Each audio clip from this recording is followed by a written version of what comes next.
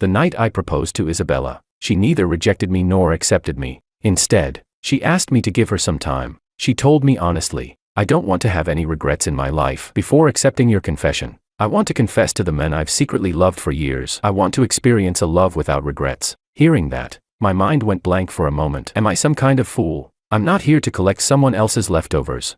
I laughed, though, and thanked her for her honesty. So I turned around and married someone else. Later, she called me again. Benjamin, I'm ready to accept your proposal now. Go ahead and make the arrangements. But it was my wife who answered the phone. She chuckled and said, sorry, he's already my husband. Chapter 1. The 7th year of my relationship with Isabella. I was preparing to give her a special surprise on her birthday. A marriage proposal. For this moment, I had planned meticulously for a long time. From choosing the ring to arranging the venue, every little detail was filled with my love for her. That night, when the lights softened and the music floated gently through the air, I felt that everything was perfect. When I finally gathered the courage to kneel on one knee and take out that ring symbolizing eternal commitment, I said with all my heart, will you marry me?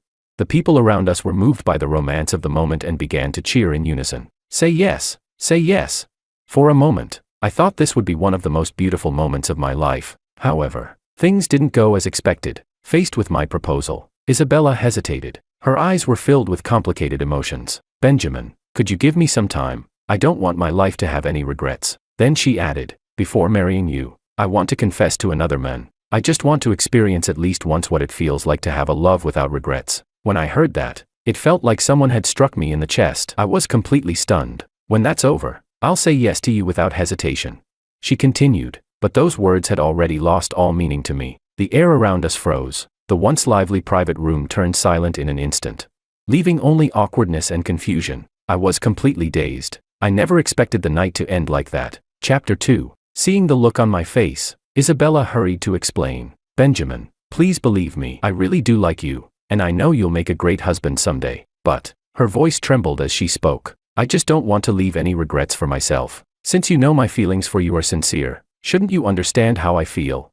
After hearing her words, although my heart was still filled with confusion and disappointment, I forced a faint smile. At that moment, even though I pretended to act indifferent, deep inside I felt like my heart was being torn apart. It turned out that, in this relationship, I had always been nothing more than a backup lover, someone she kept around just in case. Then, Isabella gathered her courage and confessed her feelings to her male friend, Daniel. Her eyes were filled with nervous anticipation, as if this very moment was the most important turning point in her life. Daniel, she said softly, would you be willing to have a relationship with me, one that we'll never regret?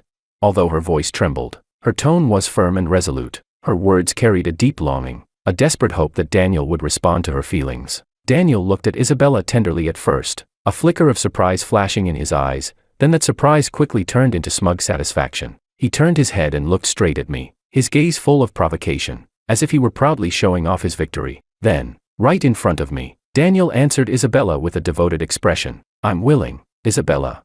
His voice was filled with joy and triumph, as though he had just won the most precious treasure in the world. I stood there frozen like a fool, my chest burning with humiliation and anger. Those two shameless lovers didn't even bother to hide it anymore. They got together right before my eyes. To me, it was nothing short of utter humiliation. Back then, Isabella told me that if something was meant to happen between them, it would have happened long ago. There was no need to wait until now. And I, like an idiot, actually believed her. I used to think that what we had was genuine, but now I see how foolish I truly was. People had warned me before that Isabella and Daniel were unusually close, that I should be careful, but back then, I was so blinded by love that I couldn't see who they really were. I thought I could change everything, yet in the end, I became nothing more than the punchline of their cruel joke. Chapter 3. That shameless couple wrapped their arms around each other and started kissing passionately right in front of everyone's shocked eyes. Their behavior stunned the crowd. People whispered in disbelief, unable to comprehend what they were seeing, and I stood there, watching it all unfold, my heart filled with helplessness and pain.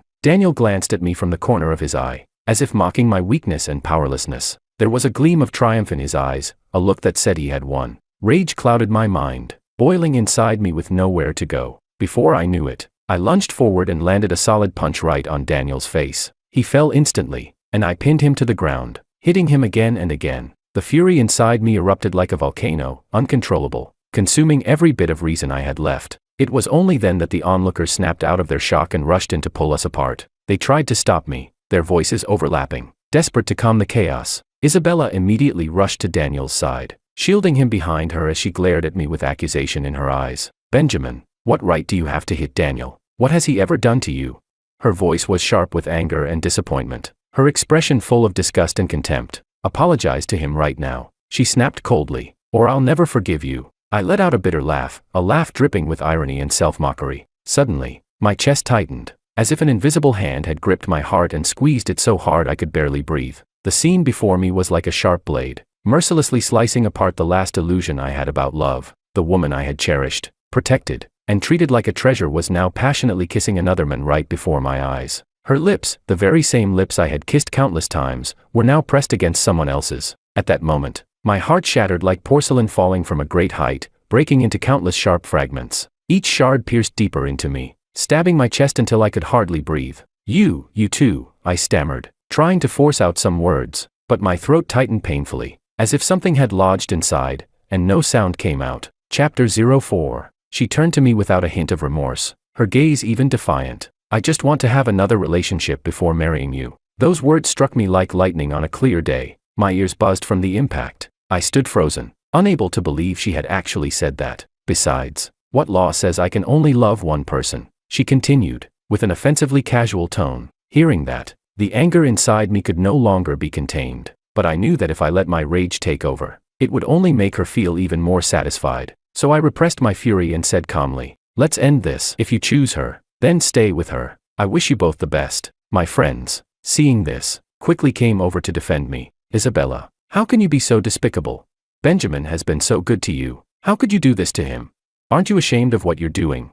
Facing their accusations, Isabella showed no shame. Instead, she pretended to feel wronged and immediately began to cry. "What's so despicable about what I'm doing?" she complained. Tears streamed down her cheeks, but there wasn't the slightest trace of regret in her eyes. "I'm still going to marry Benjamin," she insisted. "I didn't say no to his proposal. I just asked him to wait a little longer." She stubbornly tried to justify herself, her voice filled with obstinacy. "What have I done wrong?" she asked, as if she truly couldn't understand where she had failed. Isabella's frivolous and cynical words left everyone speechless. They looked at each other, and in the end, all shook their heads helplessly. My friends looked at me with pity, patting my shoulder as if to say that Isabella was beyond redemption. Chapter 05. I stood there in silence, my heart turned into a wasteland. I knew that from that moment on, the love I had for Isabella was truly dead. "Yes, that's a good idea. To keep Daniel from getting jealous, let's break up for now," she said in a soft but firm voice, as if declaring an irrevocable decision. Then she added,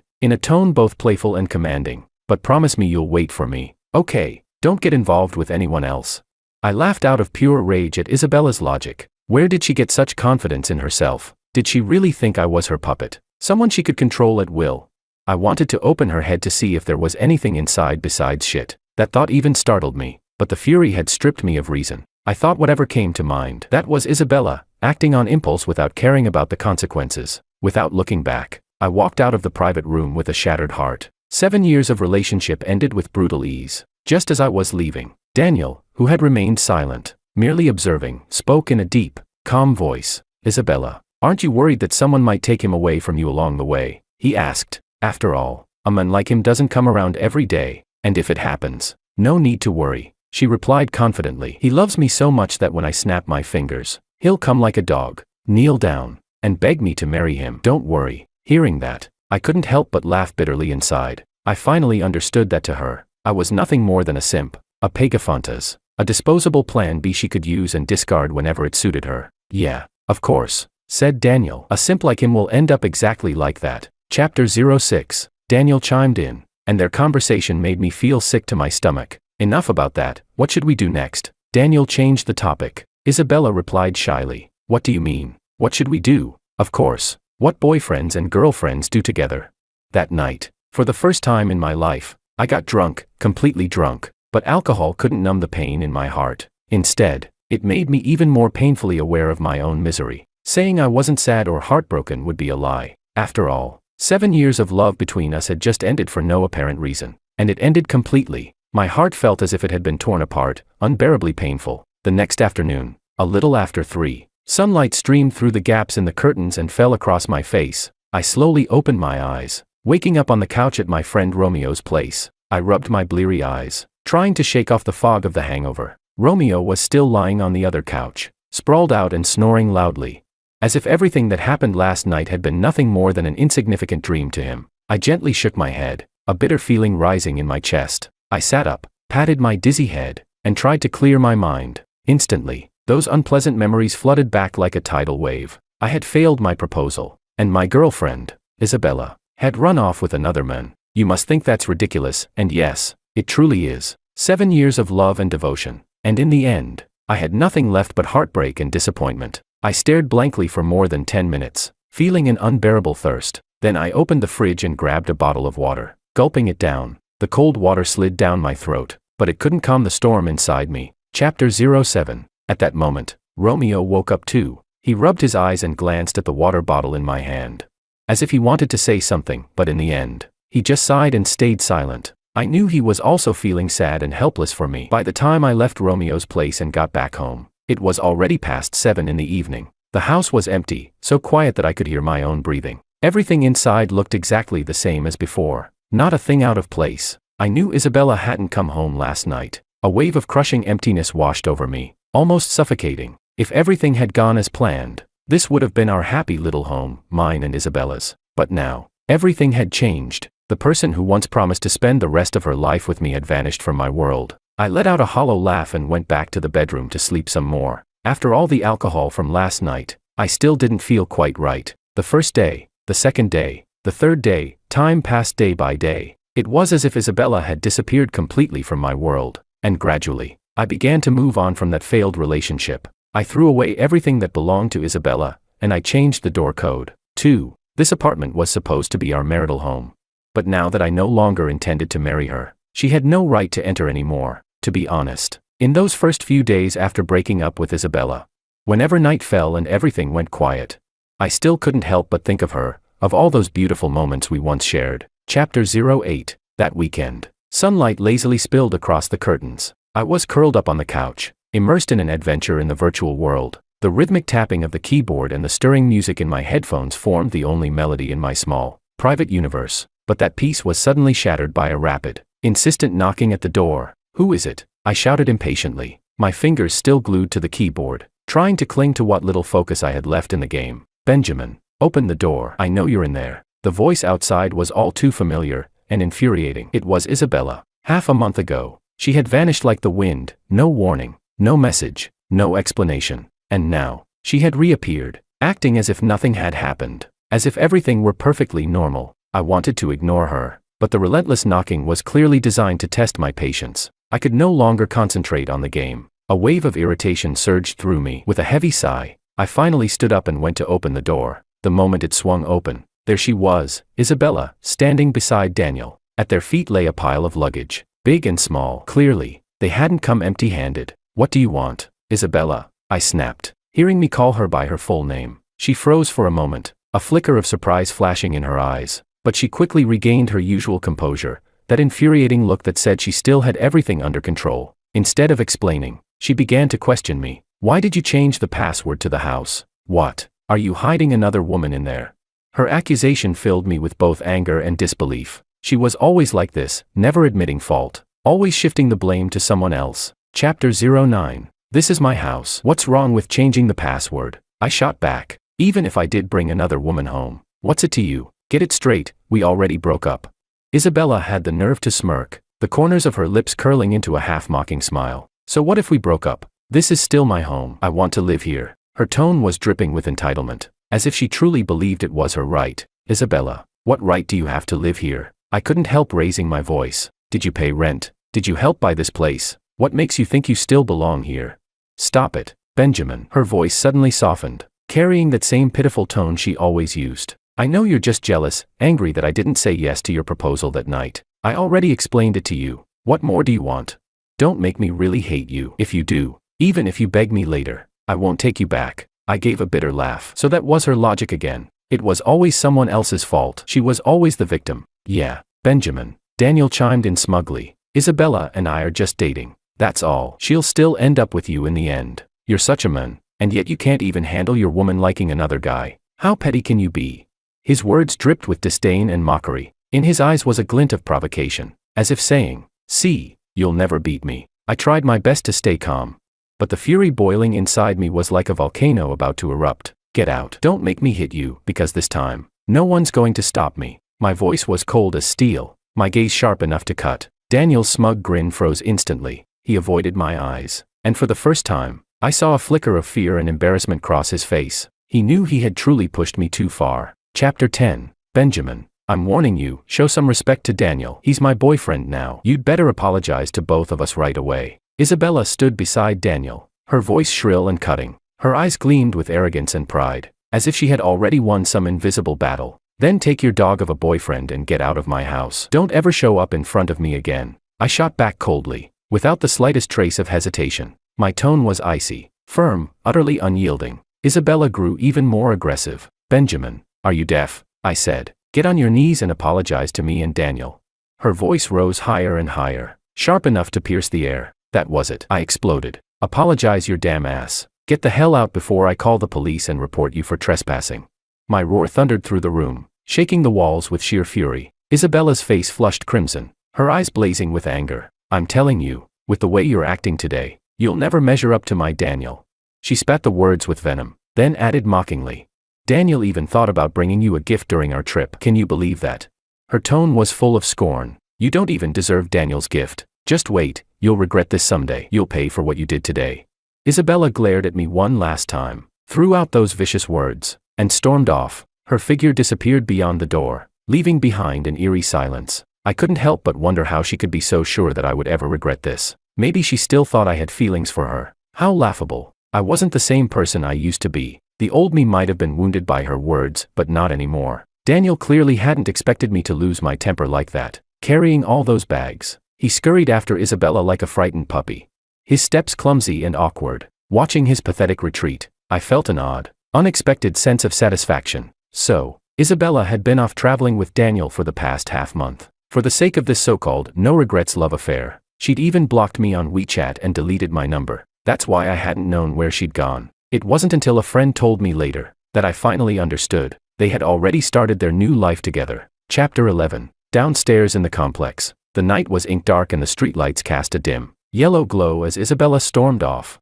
Isabella, where will you live after this? Daniel couldn't help calling out, his voice carrying a faint, barely noticeable concern. Isabella stopped and turned, her expression shifting from anger to thoughtful consideration. After a moment's thought, her eyes hardened with resolve. I'll live with you. Hearing that, Daniel felt a rush of panic. Although their relationship had progressed, moving in together felt sudden to him.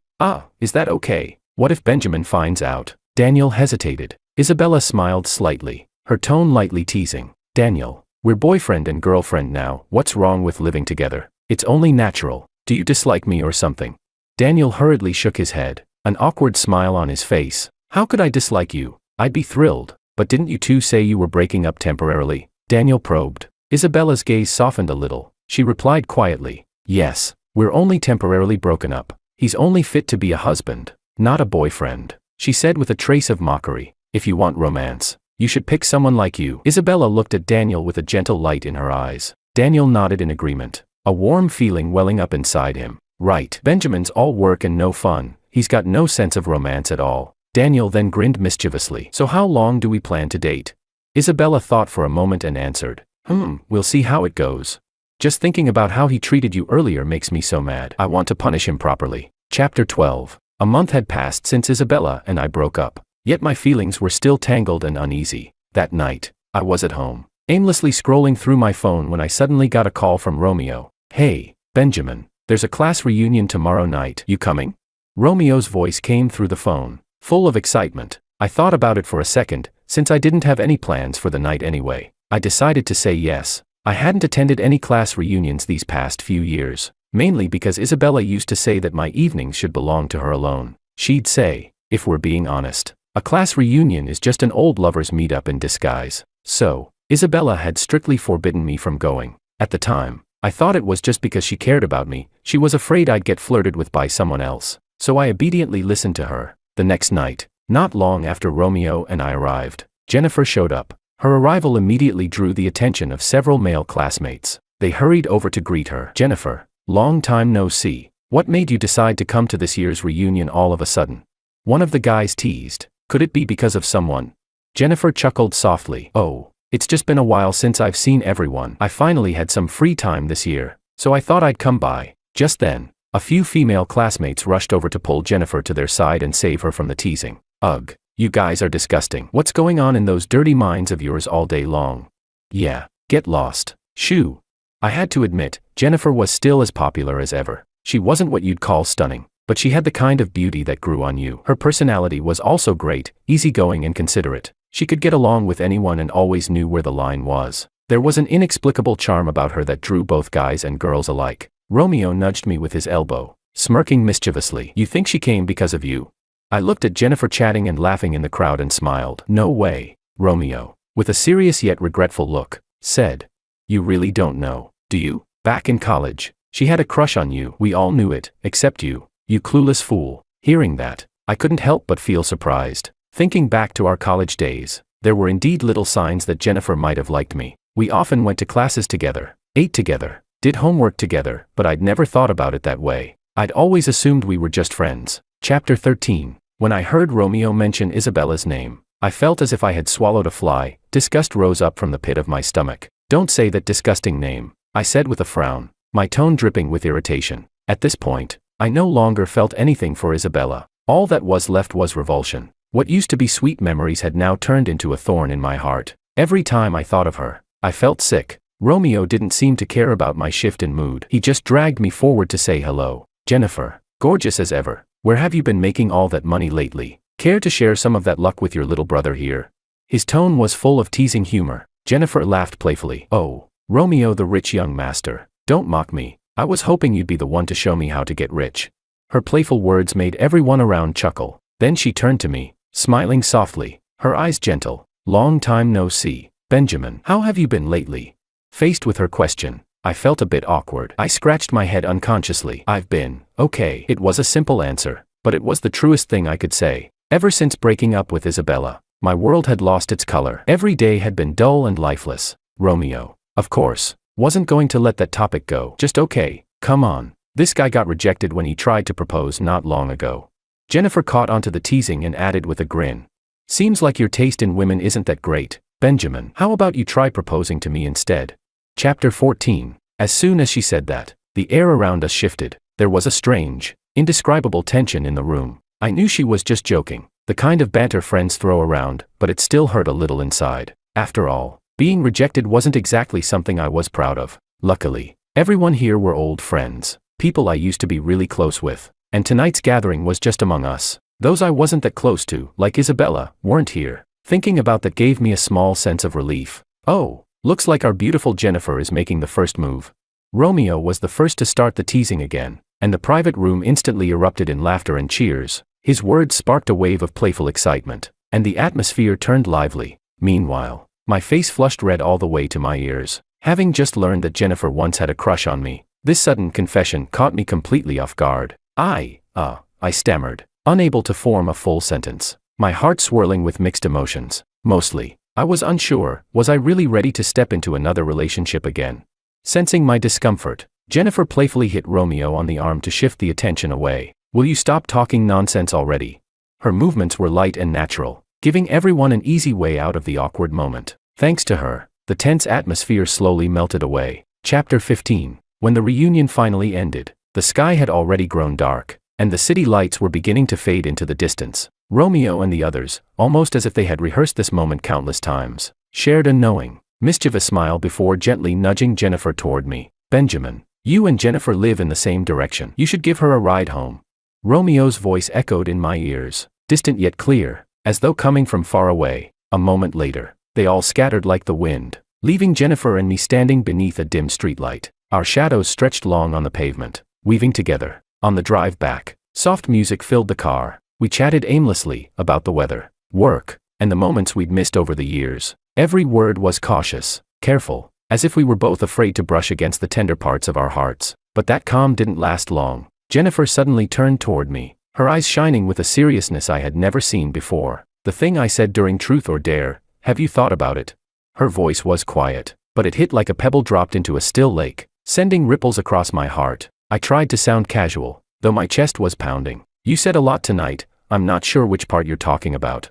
It was both a deflection and a test. I wanted to know if the truth behind her teasing was what I hoped it might be. To my surprise, Jennifer didn't hesitate for even a second. She looked straight at me and said the words that made my heart stop. "Let's be together." My foot instinctively slammed the brake. The tires screeched against the pavement as the car came to a sharp stop at the roadside. I turned to look at her. The light from the street lamp spilled through the window, casting a soft halo over her face. In that moment, she was breathtaking, so beautiful that I forgot to breathe. Chapter 16. I tried to calm the storm inside me. "You know, it's just that not long ago." Before I could finish, she interrupted gently. "You don't have to give me an answer right now. Just take your time and think about it." Her voice carried no pressure, only warmth, understanding, and respect. "I'll be staying here for work over the next few weeks," she said softly. "Before I leave, just tell me what you decide." Her words felt like a spring breeze, warm yet steady, melting the ice that had long guarded my heart. 7 years ago, I missed my chance with you. 7 years later, I don't want to make the same mistake again. This time, I want to try. The light in her eyes was unwavering, filled with both forgiveness for the past and hope for the future. The car started again, moving slowly down the quiet street. My mind was a whirlpool of emotions. When we reached her hotel, the night was deep and still. She smiled softly and said, "Thank you," before turning to walk toward the entrance. I watched her figure grow smaller and smaller until the doors closed behind her. Sitting alone in the car, I stared at that door, feeling a strange, indescribable emotion swelling in my chest. Chapter 17. The day before Jennifer was set to leave, I asked Romeo out for a drink. The moment he saw me, the first thing he said was, "So, how's it going with Jennifer?" He grinned from ear to ear, that mischievous smile of his full of satisfaction. That's when it hit me, that so-called reunion a while back was probably his doing. No wonder everyone that night seemed so eager to push Jennifer and me together. "I'm thinking maybe I should just turn her down," I said quietly. "I don't want to date anyone. I don't want to get married either." "Are you an idiot?" He shot back immediately. "Why would you let go of someone like Jennifer?" I sighed. "It's not that. I just don't think I'm good at relationships. I never have been. And honestly, I don't plan on getting married. It's exhausting." Romeo's expression suddenly grew serious. "Whether a relationship works or not depends on who you're with." He looked me straight in the eyes. "You could date Isabella 100 times over, and it still wouldn't work. In that relationship, you were the one giving everything, and she just kept taking. That's not love. Love takes two people," he said firmly. "It's something both have to build together." His words made me pause. "But wouldn't it be unfair to her?" I murmured. "If I say yes, this would be Jennifer's first relationship, and me, I'm just broken. What if she ends up resenting me for it?" "She won't," Romeo said without hesitation. "Look, you're not a bad guy, Benjamin. You're 30, and you've only ever had one relationship. That's something to be proud of, not ashamed of." He leaned in slightly, his tone softening. "I think Isabella hurt you so badly that you've convinced yourself you're the problem, that no matter how much you give, you'll never be loved the same way. So now you tell yourself you don't deserve real love or happiness." His words struck deep. I froze, unable to respond. I hadn't realized how clearly he saw through me, all the doubts, the guilt, the fear. He laid them bare without mercy. It was true. After that last relationship, I had gone from doubting myself to doubting everyone else, flinching at every hint of affection, assuming I'd never fall in love again, never be loved again. But thinking back, I had done my best. I had nothing to be ashamed of. So why was I punishing myself for someone else's mistakes? When did I become so afraid of trying again? If those who toy with love are destined for heartbreak, then surely those who give it sincerely won't be left alone forever. "You deserve a good relationship," Romeo said firmly, giving my shoulder a reassuring pat. It felt like he was telling me not to hesitate, to take this chance before it slipped away. "She's getting off work soon," he added with a grin. "If you show up to pick her up, she'll be over the moon." I stood up, hesitated for a moment, and then said, "Romeo, do you think I stop overthinking men?" He cut me off, half laughing, half yelling. "You're a grown man, quit being so dramatic and go." He pointed toward the door, his grin widening. "If you don't make Jennifer stay, I swear I'll knock some sense into that thick skull of yours myself."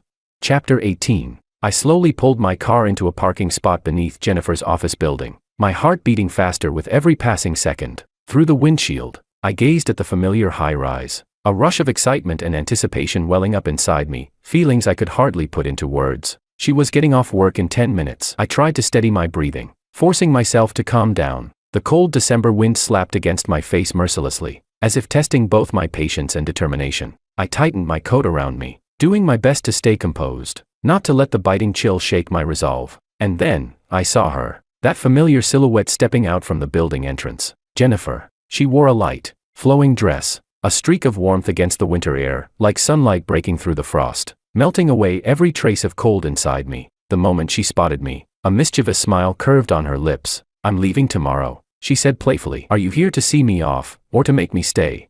My voice trembled slightly as I replied, "What if? I mean, if I asked you to stay, would you?"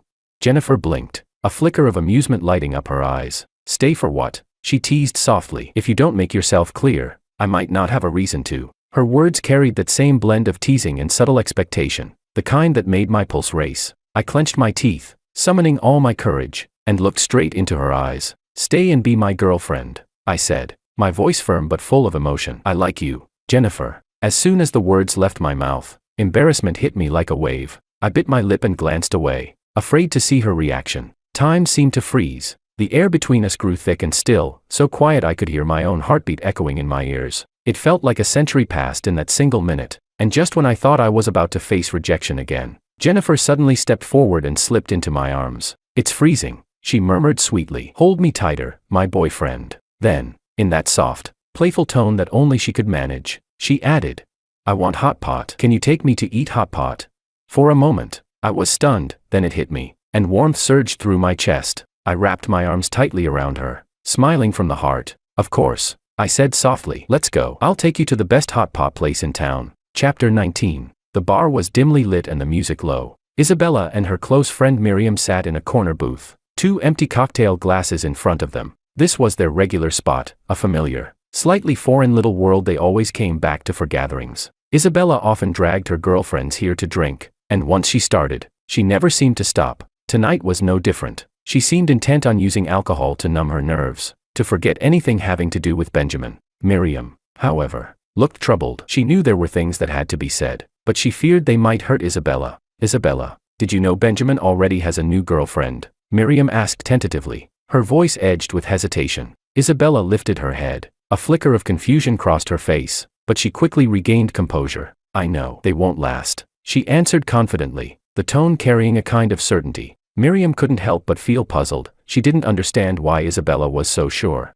Why are you so certain?" she pressed, calmly and with an air of self-assurance. Isabella explained her own reasoning. "Benjamin is just trying to make me jealous. It's all an act. The one he loves most is still me." A smug smile appeared on her face, as if everything were under her control. Miriam tried to steer her back, hoping Isabella would change her mind, but she also knew that was unlikely. "But I feel like Benjamin is serious this time," Miriam said. Isabella's eyes, however, shone with resolute conviction. "Just wait and see. As soon as I snap my fingers, he'll come back to me. No one else is good enough for him. He's such a boring person," Isabella continued, her tone dripping with disdain toward Benjamin. At that moment, Daniel appeared at the bar's entrance. His gaze immediately landed on Isabella, and a smile played across his face. He strode up to Isabella, and they cozied up to one another. Miriam glanced at the pair, a pathetic man and woman in her eyes, rolled her eyes and let out a bitter snort. Contempt swelled in her heart. She silently thought, "Isabella, you'll regret this." Miriam knew that Isabella's behavior would only drag her deeper into pain.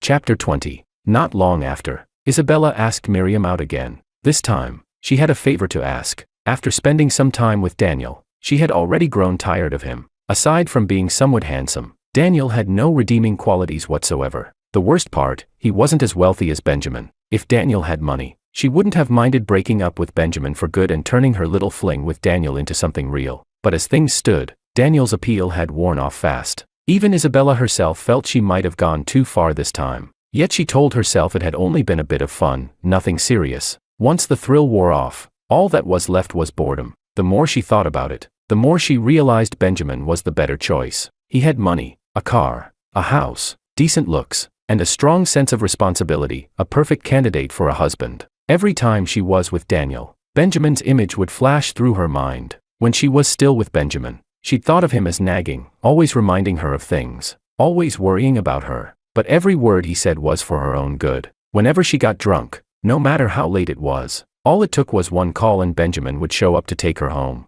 staying up all night to care for her. Daniel, on the other hand, was just a drinking buddy. They usually got wasted together and then called someone else to drive them home. Some people seem annoying when you're with them, too quiet, too proper, too boring. Benjamin had been that kind of person to her. He didn't drink, didn't smoke, and his world revolved entirely around work and her. In short, Benjamin was a perfect man, and ironically, that was what had made her restless. She wanted to try something different, to see what other men were like. Miriam finally broke the silence. So, what's this about, Isabella? Why did you ask me out?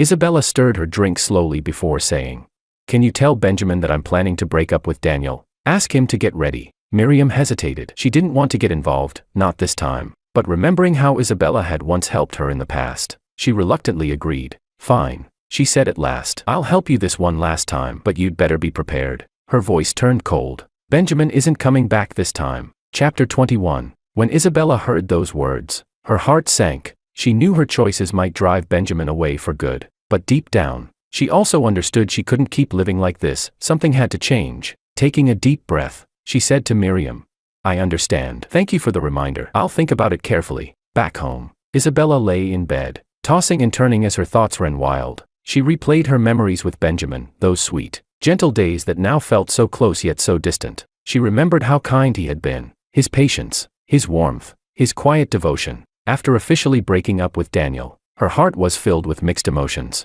a sense of relief for ending things with Daniel, but also a flicker of hope and longing for Benjamin. She truly believed that once she was single again, the man who used to care for her so completely, Benjamin, would come back to her, just like before. But the first day passed, and Benjamin didn't show up. Isabella told herself he was probably just busy, maybe he needed some time to think. Then came the second day, the third, a week went by, and still, there was no sign of him. Benjamin didn't come knocking on her door like he used to, pleading for her to take him back. Anxiety began to gnaw at her. She kept checking her phone, over and over again, hoping to see his name light up the screen. But the phone stayed silent. No calls, no messages, nothing from him. Convinced Miriam hadn't told him, Isabella lost her temper and exploded at her over the phone. The argument quickly escalated into a shouting match. Miriam, finally fed up, snapped back.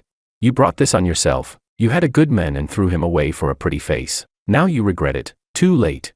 Furious, Isabella ended the call and declared their friendship over. And Miriam, sick of Isabella's endless drama, simply hung up, ending the call without another word. Chapter 22. After waiting so long without hearing from Benjamin, Isabella started to panic. She began to reflect on her own behavior, realizing that she might have truly hurt Benjamin. Forget it, this time, she had gone too far. She decided to take the initiative and call him, to sincerely apologize to Benjamin. Maybe if she gave him a taste of sweetness, he would come back to her. Isabella thought silently to herself. She began to imagine how delighted Benjamin would be when he received her call. Unconsciously, the corners of her lips curved upward slightly. Finally, Isabella gathered her courage and dialed Benjamin's number. The ringtone echoed for quite a while, repeating again and again. With each ring, a strange anxiety slowly rose within Isabella's heart. She sat on the sofa, her fingers tapping the armrest involuntarily, her eyes staring blankly ahead. It was as if she were waiting for something important to happen. In the past, Benjamin would have picked up on the very first ring. He had always responded to her call immediately, no matter if it was late at night or early in the morning. No matter how busy he was, he would always make time to talk to her for a bit. But now, the phone just kept ringing with no one answering. It filled Isabella with an unprecedented sense of unease and disappointment. Finally, after what felt like an eternity, the call was answered. At that moment, Isabella's tense heart finally relaxed. She let out a small sigh of relief, the corners of her mouth lifting slightly. She thought, "See, Benjamin still loves me to death. How could he possibly ignore my call on purpose?" It had been more than 2 months since Isabella last called Benjamin. Before making this call, she had been reflecting on her mistakes and had carefully planned out how she would apologize. However, when the moment truly arrived, all her rehearsed words suddenly felt meaningless and weak. "Benjamin, are you out of your mind? Why haven't you come to get back together with me yet?"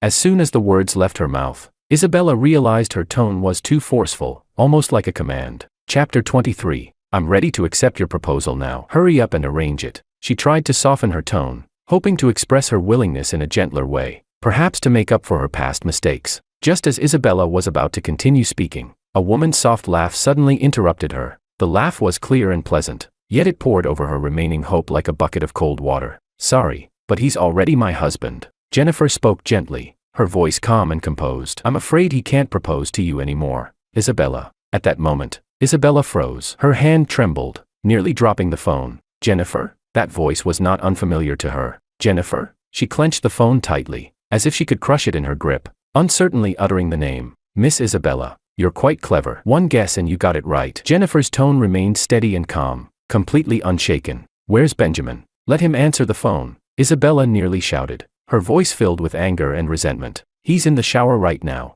Jennifer replied evenly. "If you have something to say, tell me, I'll pass it along." "Jennifer, you bitch." Isabella finally lost control of her emotions, blurting out the curse. But before she could finish, the call was disconnected. When she tried to call again, she realized the number had been blocked. At that moment, Isabella completely broke down. She hurled her phone onto the floor with a sharp crack. The screen shattered instantly, fragments scattering everywhere, just like her heart, broken beyond repair. I came out of the bathroom and gently wrapped my arms around Jennifer from behind, leaning down to whisper in her ear, "Who was that?"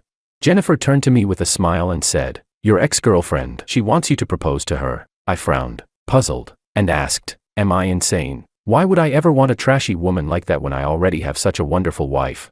Jennifer and I hadn't officially registered our marriage yet, but our families had already met. In a few days, once the auspicious date arrived, we'd hold the engagement banquet and complete the marriage registration, two of life's biggest events, together. As for an ex like Isabella, I no longer had any trace of attachment. Chapter 24. I knew that eventually, Isabella would come back to me, but I no longer loved her. I didn't want to play this endless game with her anymore. When we met again, Isabella looked lost and broken. Her eyes were red and swollen, bloodshot as if she had cried all night. Her makeup wasn't as refined as before, but her face was still beautiful. I, on the other hand, was the complete opposite. I had slept well the previous night, and my spirit was full of energy. As Jennifer and I were walking home hand in hand, I saw Isabella standing at the entrance of my neighborhood. When she turned and saw me, she froze for a long moment. It felt like one of those slow-motion scenes in movies where ex-lovers meet again after a breakup. Only this time, our reunion would not have a happy ending. We could never go back to what we once were. I had Jennifer now, and I could never betray her. Isabella called my name softly, just like she used to, "Benjamin." I stood still, expressionless. So this was what it felt like to truly let go, that even when the woman I once loved and hated stood before me again, my heart remained calm as still water. "Benjamin, I'm back. Let's get married." Isabella's eyes stayed fixed on my face, filled with gentleness and longing. "Benjamin, let's get back together. I know I was wrong. I promise I won't act out again. I won't make trouble anymore." She spoke with sincerity, and by the end, I could even hear a trace of humble pleading in her voice. That was something I could never have imagined before, but it was too late. "Isabella, not every apology can earn forgiveness, and not every broken mirror can be made whole again." Chapter 25. A wave of indescribable emotion rose within me, a mix of relief and bitterness. The sweet memories of the past resurfaced as if they had just happened yesterday, but now, all that remained between us was coldness and distance. I knew this relationship had reached its end. There was no turning back. Sensing the slight tremor in my hand, Jennifer gently tightened her grip and gave me a comforting smile. Her warmth gave me strength and made my decision even clearer. I knew I couldn't let the past ruin my present happiness, nor could I betray Jennifer's love and trust. "Isabella, it's over between us. Leave. I don't love you anymore." My voice was calm and resolute, as though declaring an irreversible truth. A flicker of shock flashed across Isabella's eyes, soon replaced by pain and unwillingness. She bit her lower lip hard, her voice trembling. "Benjamin, listen to me. I was just fooling around with Daniel. My heart has always belonged to you." "You think I'd believe that?" I replied coldly, my eyes as still and lifeless as stagnant water. Isabella's heart sank, but she still refused to give up. Her trembling hands reached into her bag, taking out a delicate velvet ring box. Like a child presenting a precious treasure, she carefully held it out to me, her eyes full of desperate hope. "Look, I bought a ring. I still remember your finger size. It'll fit perfectly." I didn't take it. Instead, I took a step back. "Isabella, I have a girlfriend now, and in a few days, we're getting married. Don't make this uglier than it has to be. Let's just part peacefully." Isabella suddenly lost control, shouting hysterically, "You're lying. You two are just pretending. You're doing this on purpose to make me jealous, aren't you? Come with me. This time, I promise, after we get married, we'll live well together. I'll give you a big, healthy baby boy." "Isabella, I don't want to waste more words with you. Just leave, now." My tone grew impatient, enraged and humiliated. Isabella screamed, her voice shrill and piercing. "Benjamin, Jennifer only loves you for your money. I'm not like her." Chapter 26. I stared at her coldly and asked, "So what, Isabella? You mean you liked me, just me as a person?"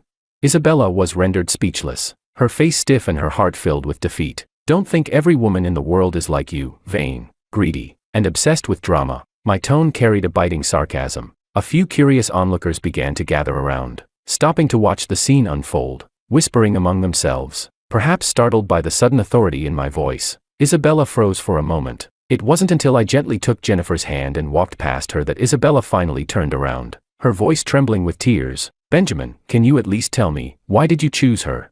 It's simple, I said quietly. Because she loves me. Isabella let out a self-deprecating laugh. Her expression filled with sorrow. She said nothing more, just stood there silently, motionless. From beginning to end, Benjamin hadn't held Jennifer's hand tightly, but he had always kept her safely behind him. There was once a night at a bar when she got into an argument, and Benjamin had protected her the same way, shielding her from harm. Only now, the one standing safely behind Benjamin was no longer her. She regretted it. Benjamin was still the same gentleman as before. Even though she was being unreasonable, he still spoke to her calmly and respectfully. At this moment, she finally understood. Benjamin no longer loved her. She had thought that even if he rejected her today, she wouldn't be that sad, but she had underestimated how deeply she still felt for him. Maybe she had fallen in love with Benjamin long ago, she just never realized it. People often fail to see themselves clearly when faced with choices, always doing things they'll regret later. Chapter 27. After that day, Isabella never appeared in my life again.